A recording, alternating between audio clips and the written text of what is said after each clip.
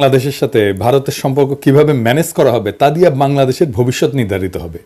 ভারতকে ডিল করতে না পারলে আমাদের স্বাধীনতা সার্বভৌমত্ব থাকবে না, হায়দ্রাবাদ আর কাশ্মীরের মতো খাইয়ে ফেলবে। আমাদের কালেকটিভ মেমোরিতে জায়গায় রাখতে হবে কিভাবে হাসিনাকে সাপোর্ট দিয়া বাংলাদেশকে ধ্বংসের শেষ সীমানায় নিয়ে আসছিল ইন্ডিয়া, বাংলাদেশের উপরে কিভাবে চাইপা বসছিল।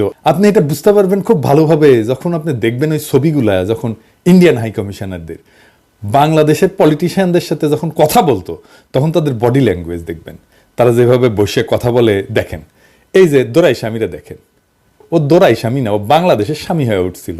দেখছেন বাঞ্চত কেমনে বসছে। একজন পূর্ণাঙ্গ সচিবও না, কিন্তু একজন অতিরিক্ত সচিবের পদমর্যাদা, একজন রাষ্ট্রদূতের, সে একটা মন্ত্রীর সামনে কেমনে বসে, কেমনে কথা বলে। দেখেন ও ডিক্টেট করতেছে বড় লাটের মতো। আর হাসিনার মন্ত্রী শালা ভালসিউন, ও মনে হয় প্রভুর সামনে বসে আছে, দেখে মনে হচ্ছে না কেন্দ্রে দিবে। আবার দেখেন রাজশাহীর সিটি মেয়র, প্রতিমন্ত্রী পদমর্যাদা একজন, সহকারী হাই কমিশনের সামনে কিভাবে বসে। তবে আজকে আমি খুব খুশি, আঙ্গেরের টোলা মন্ত্রীর সামনে প্রণয় ভার্মা বসেছে কিভাবে। দেখেন মনে হচ্ছে প্রণয় ভার্মাই কেন্দ্রে দিবে। সাব্বাস বড় ভাই, আপনারা অভিনন্দন, টুপি খোলা অভিনন্দন। আপনারা টোলা মন্ত্রী বলে ডাকবো না, আপনি রেসপেক্ট আর্ন করছেন। এই প্রণয় ভার্মা আসাদুজ্জামান খান কামাল আর কুমড়া পটাশের সঙ্গে যখন বসে তখন ক্যাঙ্কা করে বসে। দেখেন, দেখেছেন এইটা সে পাশাপাশি দেখান। আহ্বানের বড় ভাই আর কুমড়ো পটাশ আর আসাদুজ্জামান খান কামাল তিনজনেরটা পাশাপাশি দেখান, দেখেছেন। তো ওই জিঙ্কা করে বসিছে প্রণয় ভার্মা, এটা ফোরা হইলে না ইঙ্কা করে বসে রোগীরা। তো বড় ভাই জেনারেল জাহাঙ্গীর সাহেব এটা যদি পাসার পড়ার কারণে বসে থাকে ইঙ্কা করে, তাহলে গেলে আপনার ক্রেডিট দেবো না, থুক্কু কয়ে গেল প্রশংসা ঘুরে নেব। যাই হোক, বাংলাদেশের উপরে ভারতীয় প্রভাব কিভাবে কাজ করে, অনেকভাবে করে, এর একটা দিক দিয়ে কাজ করে, সেটা আমরা কখনো আলাপ করি না। আজকে ওই আলাপটা করবো। আর একটা গুরুত্বপূর্ণ দিক দিয়া ইন্ডিয়া আমাদের উপরে বহুমাত্রিকভাবে প্রভাব বিস্তার করে, সেটা আলাপ করি। ধরেন জাতিসংঘ, আন্তর্জাতিক সংস্থাগুলা, এগুলো বিভিন্ন দপ্তরে যারা বাংলাদেশ দেশ নিয়ে কাজ করে তারা কারা? বেশিরভাগ ক্ষেত্রে এরা ইন্ডিয়ান। ধরেন একটা এক্সাম্পল দিই, আইএলও বাংলাদেশ চ্যাপ্টার দেখা হয় কোথায় থেকে? দিল্লি থেকে। দিল্লিতে আইএলওর আঞ্চলিক অফিস, ওইখান থেকে আপনি ওইখানদের কর্মকর্তাদের দেখান তো, এটা সাহেব লিস্ট আছে ওইখানে ওদের ওয়েবসাইটে, দেখেছেন 80% ইন্ডিয়ান, আরো বেশি হবে হয়তো। এখন দেখেন হাসিনা আমলে HRW বিবৃতি দেয় শ্রমিকদের অধিকার নিয়ে, কিন্তু আইএলও কোনোদিন দিছে কোন শ্রমিক অধিকার নিয়ে কথা বলছে? এই যে এত শ্রমিক মারা গেল, গুম হইল, খুন করলো এত শ্রমিককে, কোনোদিন কিছু বলছে? কিচ্ছু বলে নাই। আন্দোলন করতে যায় নিখোঁজ হয়েছে কতজন দেখেন, কখনো বিবৃতি দিছে? দেয় নাই। শ্রমিকদের আন্দোলন করতে গিয়া পুলিশের গুলিতে নিহত হয়েছে, আইএলও কোনোদিন বিবৃতি দিছে?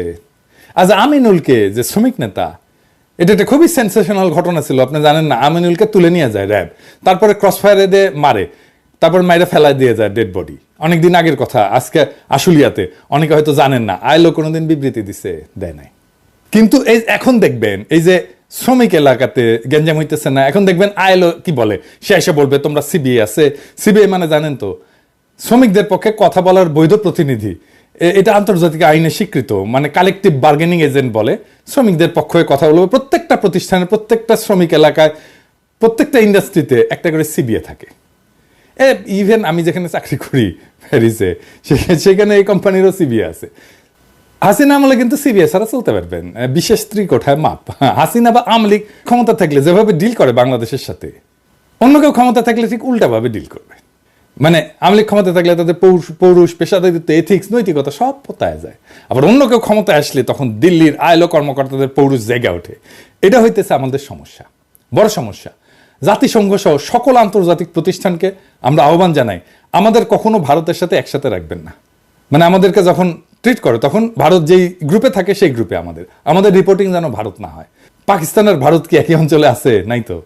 জাতিসংঘের আন্তর্জাতিক সংস্থা ভারতকে দক্ষিণ পূর্ব এশিয়ার আওতাধীন আঞ্চলিক অফিস থেকে দেখা হয়, যার কেন্দ্রবিন্দু সাধারণত ব্যাংকক হয়, নিউ ইয়র্ক হয় অথবা দিল্লি। অন্যদিকে পাকিস্তানকে সাধারণত পশ্চিম এবং মধ্য এশিয়ার আওতাধীন আঞ্চলিক অফিস থেকে পরিচালনা করা হয়। আমাদেরকেও বাংলাদেশকে পশ্চিম আর মধ্য এশিয়ার অফিস থেকে দেখা হোক, এটা জাতিসংঘের কাছে আমাদের দাবি। এইটা আমাদের পররাষ্ট্র মন্ত্রণালয়কে বলতে হবে। কোনোভাবেই যেন আমাদের সাথে ইন্ডিয়ার কোনো ধরনের এইখানে যোগাযোগ না থাকে, আমরা একই গ্রুপে থাকবো না। থাকলে আমাদের ওরা বাম্বু দিতেই থাকবে। এইবার আর একটা প্র্যাকটিক্যাল উদাহরণ দেখাই। আসেন আমরা কয়েকটা নাম দেখি, আপনারা অন্যভাবে নিয়েন না, মানে দামগুলো দেখেন না। দেখেন বাংলাদেশে কাজ করতেছে এমন কয়েকটা আন্তর্জাতিক প্রতিষ্ঠানে, ধরেন ড্যানিশ রিফিউজি কাউন্সিলের কান্ট্রি ডিরেক্টর, কি নাম? সুমিত্রা মুখার্জি। ক্রিস্টিয়ান এইড, কি নাম? পলাশ দাস। প্ল্যান ইন্টারন্যাশনাল, কি নাম? Kabita Bose. World Vision, Suresh Bartlett. Concern Worldwide, Suresh Kumar Agarwal. Oxfam, Ashish Damle. CARE, Ramdas. Save the Children, Suman Dasgupta. কিছু কিছু ক্ষেত্রে হয়তো পরিবর্তন হয়ে গেছে, এমন হইতে পারে, আমি তো নেট থেকে নিছি নামগুলা, কিছু কিছু ক্ষেত্রে হয়তো হয়ে গেছে যে এখন চলে গেছে। কিন্তু আপনার যেটা আমি বলতে চাইতেছি সেটা হচ্ছে বেশিরভাগ আন্তর্জাতিক সংস্থার হেড ইন্ডিয়ান, মানে ইন্ডিয়ান ছাড়া অন্য দেশের লোক আসতেছে না বাংলাদেশে। না চাইলে বাংলাদেশে আইসেন না, কাজ করেন না। ইন্ডিয়ান কোম্পানি বাদই দিলাম, মানে ইন্ডিয়ান কোম্পানিগুলো কিন্তু বাদ দিছি, মানে বাজাজ আছে, টাটা আছে, এয়ারটেল আছে, মেরিকো আছে, সান ফার্মা, তাও দেখছেন একদম আন্তর্জাতিক প্রতিষ্ঠান কিন্তু সেইখানে ইন্ডিয়ান দিয়ে রাখছে। সবাইকে বলে দিতে চাই, আগামী বছর আমরা কোনো ভারতীয় প্রধান দেখতে চাই না।